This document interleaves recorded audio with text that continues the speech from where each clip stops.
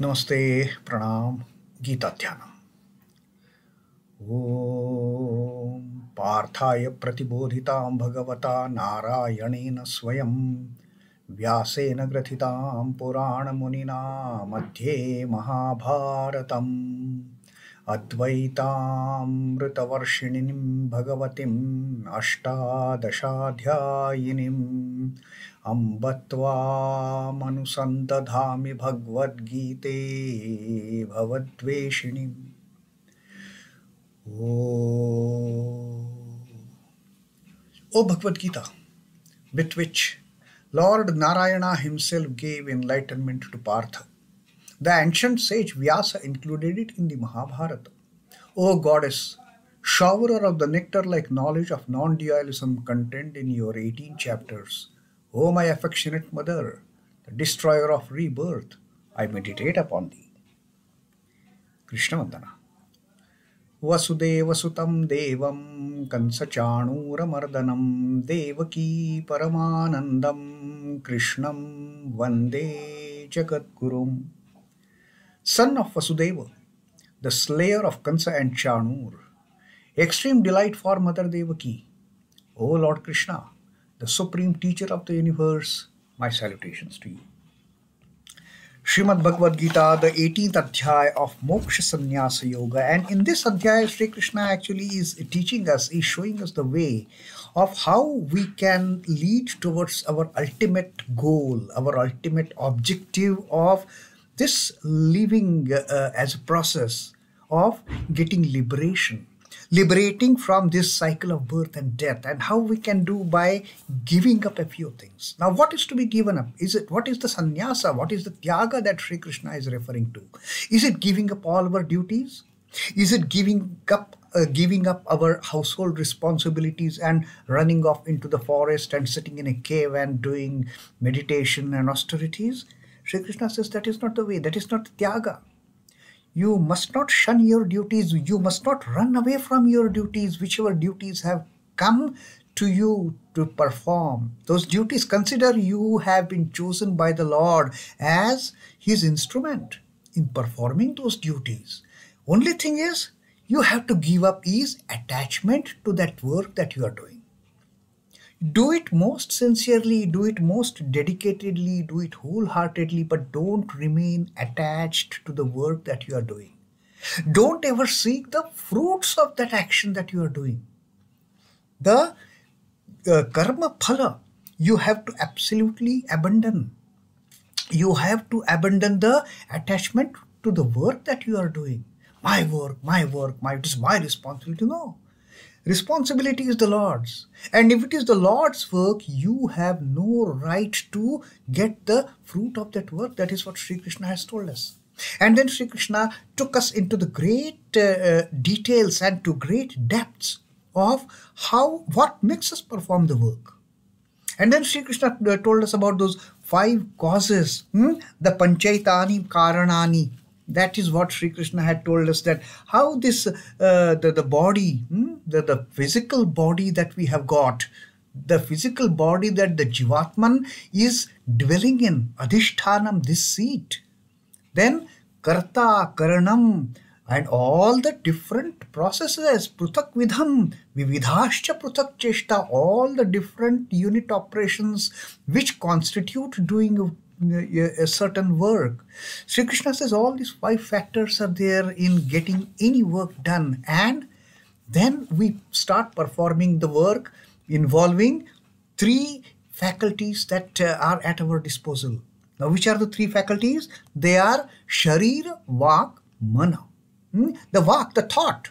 First we kind of create a plan of action, what we are going to work upon, that thought process. That speech, as if that speech is there, the mind is there. Mind kind of consolidates the process to be followed.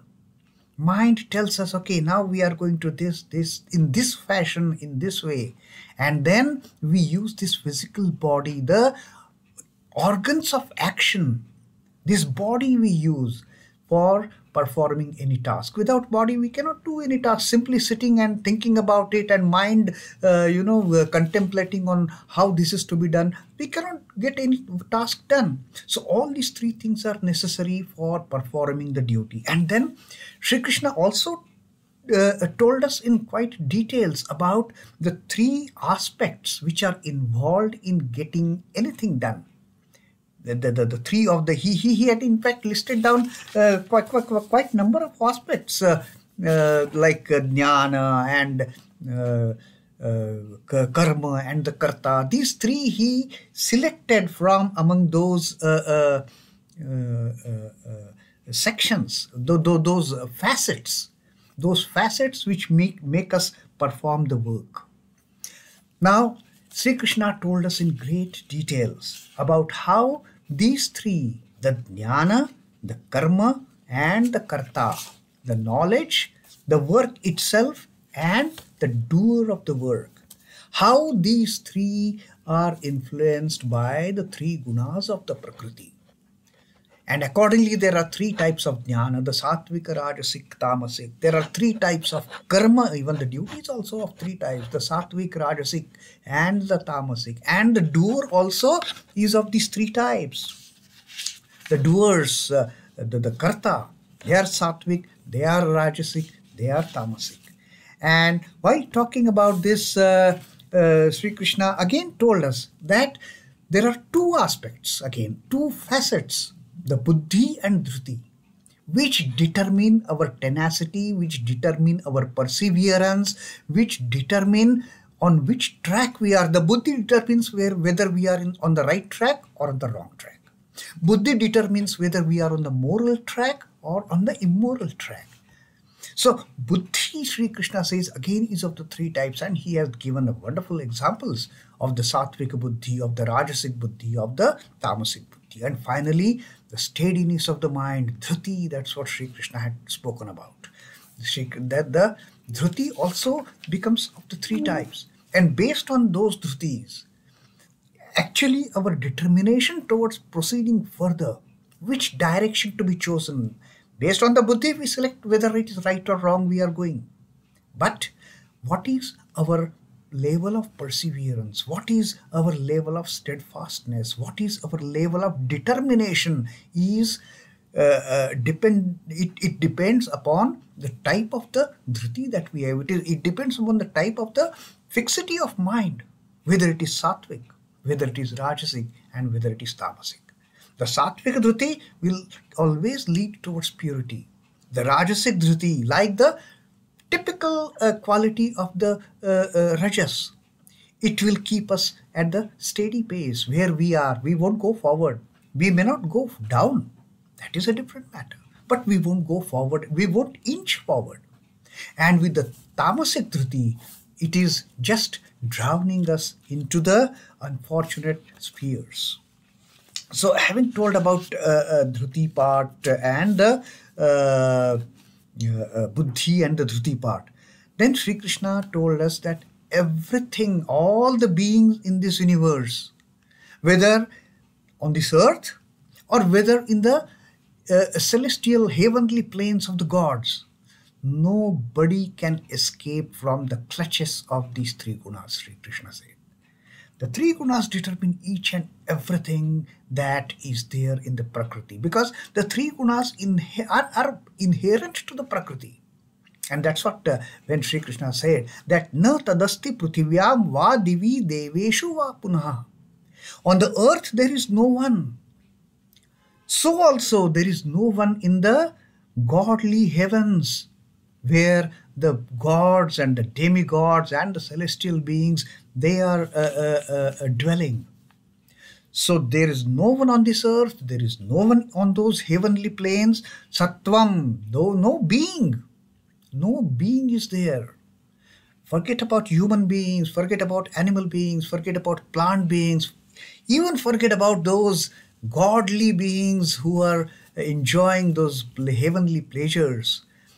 Nobody is prakritihi jair muktam yadebhi syat tribhir guṇaiḥ. Nobody is free. Nobody is, it escapes from the influence of the three gunas which are born out of this Prakriti. That is the greatness, that is the uniqueness, that is the magic, that is the miracle that these three gunas are influencing each and everything in this Prakriti. The beings, the way they behave, the way they work, what work they do, that also is determined by the three gunas. So three gunas, basically the triguna, are determining each and every aspect that is going on in this Prakriti. So having said that, Sri Krishna now again comes back to the topic of the duty as such. Sri Krishna has elaborated us, quite elaborately he has explained to us about the duty and the other facets of the duty, why we work, how we work, what is involved in getting the work done. Now all the influence of the three gunas, how is affecting all these various spokes in the cycle of this work, this duty, that Sri Krishna has explained. Now Sri Krishna is again coming back to the duty aspect of it. Now how do we determine what is our duty? Sri Krishna says, whichever duty falls in your lap, you must do it. You must not run away from doing that duty. But then, how do we determine, okay, which is the duty that I have to perform? And then Sri Krishna now is going to tell us something more about how this duty is attached to there are four types of variations, the classifications, four types of classes among the society. Now Sri Krishna is these few verses, they are exclusively going for, referring to the human beings as such, not the demigods or not the celestial beings or not the gods even who are dwelling there in the heavenly and the celestial planes. This is mainly going to be from the human perspective, and Sri Krishna is going to talk about the duties which are allocated, which happen to be allocated to these four classes of the human beings. Now let us see the ways and means of liberation.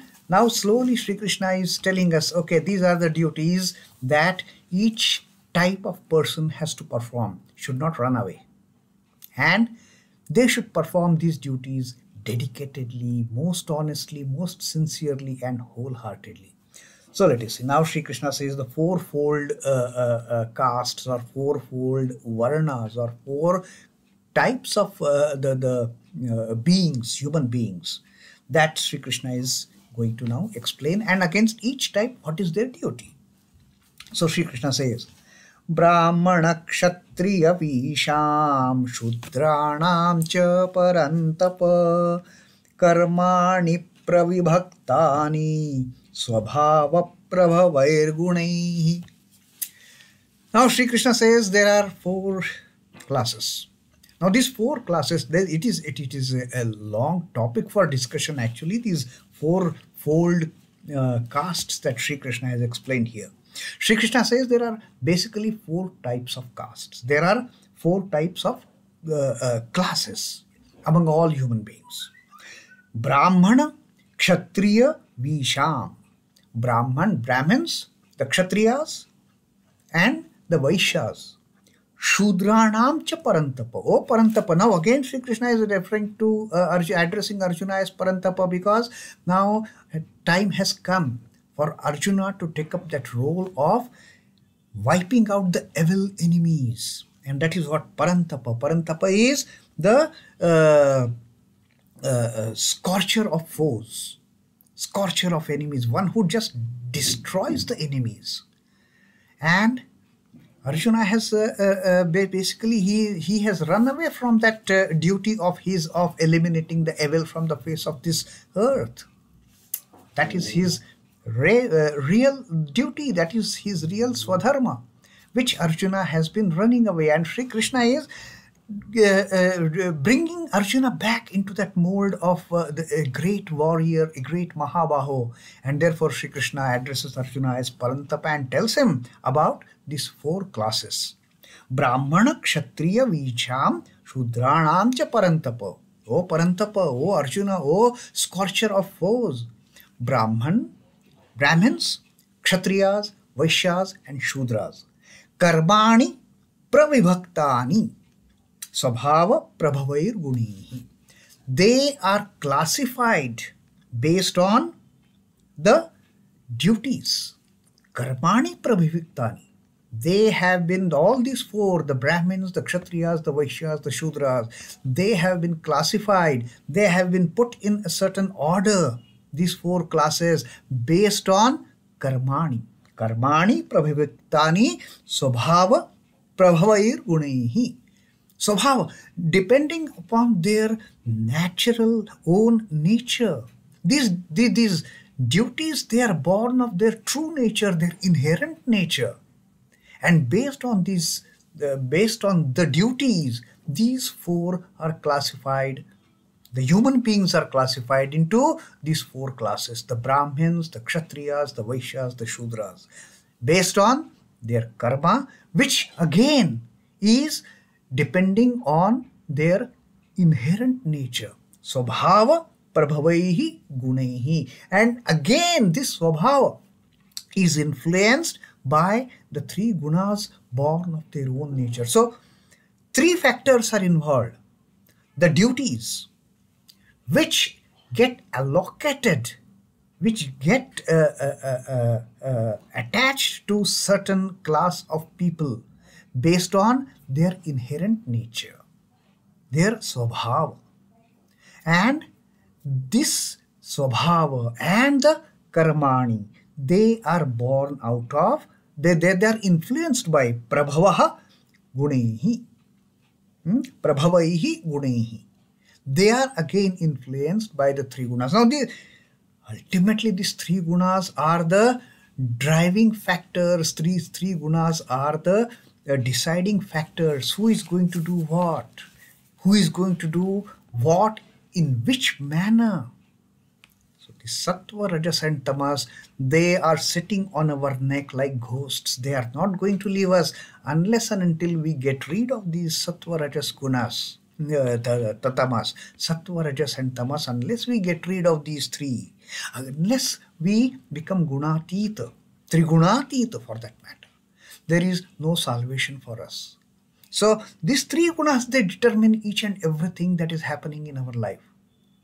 What duties come to us, how we have to perform them, whether we are going to succeed or not, whether we are going to evolve in the higher planes towards liberation, whether we are going to remain steady where we are, or whether we are going to go down, down and down.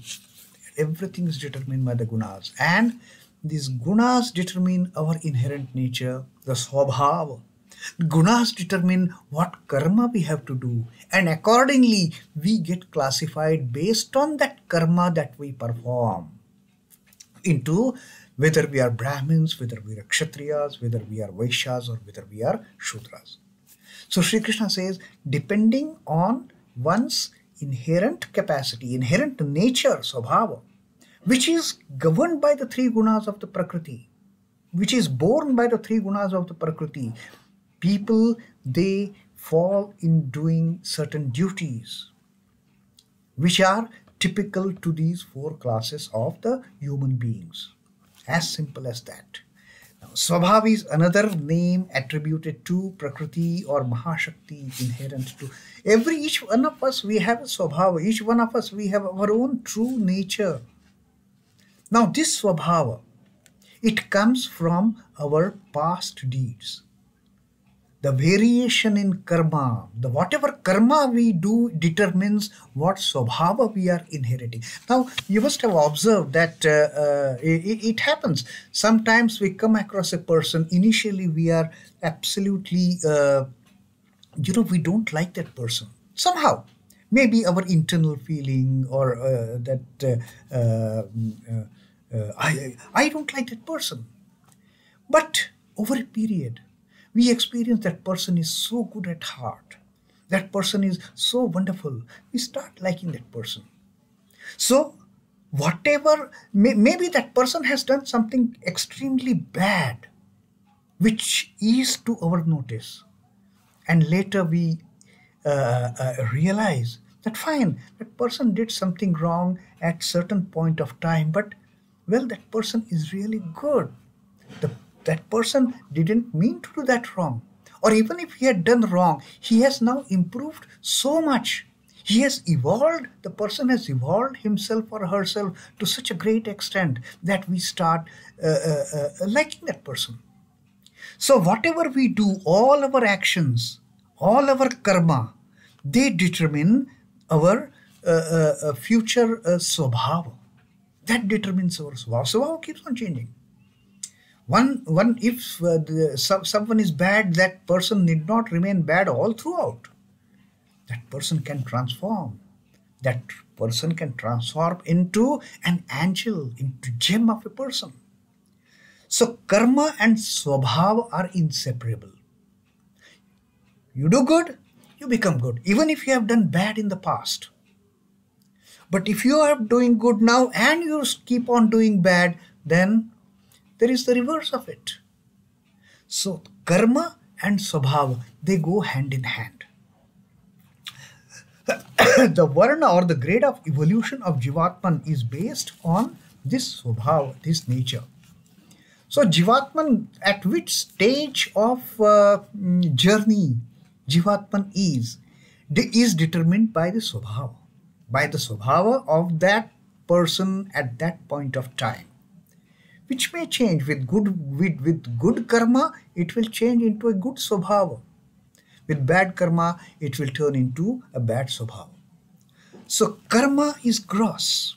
Karma determines, and karma is the evaluating factor of whether it is good or bad. The way in which a man makes use of his life in performing karma is a sure indicator of which class that person fits into. Whether it's a Brahmin, whether it's Kshatriya, whether it is Vaishya, or whether it is Shudra. Now, traditionally, these classification or the castes, they have been allocated birth-wise. I am born in a Brahmin family, so I am a Brahmin. But am I really a Brahmin? Now, the duties that Sri Krishna is going to tell for each of these four castes, that will determine what our actual caste is.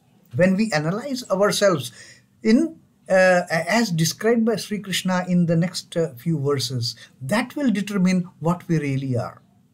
Maybe I am born as a Kshatriya, but in real sense, I am not performing the duties of the Kshatriya. Maybe I am performing the duties of a Shudra. Or maybe a Kshatriya who is a professor at the university is performing the duties of a Brahmana. So that is what happens. So we have to determine where we stand, depending on the duties of each varna, of each category that Sri Krishna is going to explain in the coming verses regarding whether we are real Brahmins, whether we are real Kshatriyas, whether we are real Vaishyas, or whether we are real Shudras.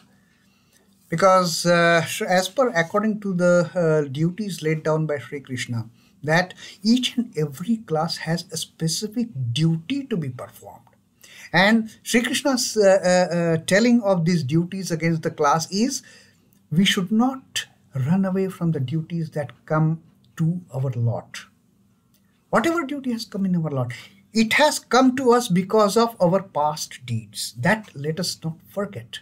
And Sri Krishna has told us that we fall in these categories of Brahmin, Kshatriya, Vaishya, Shudra based on the karmas that we have to perform.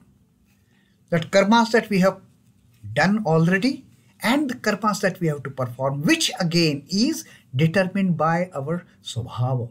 And what determines the svabhāva? The three gunas of the Prakriti. And now we know why Sri Krishna has elaboratedly explained to us about the influence of three gunas on each and every facet of the work that we do.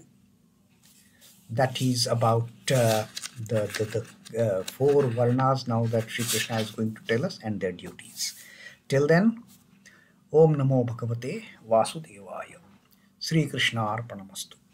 Jai Sri Ramakrishna. Jai Thakur. Jai Ma. Jai Swami.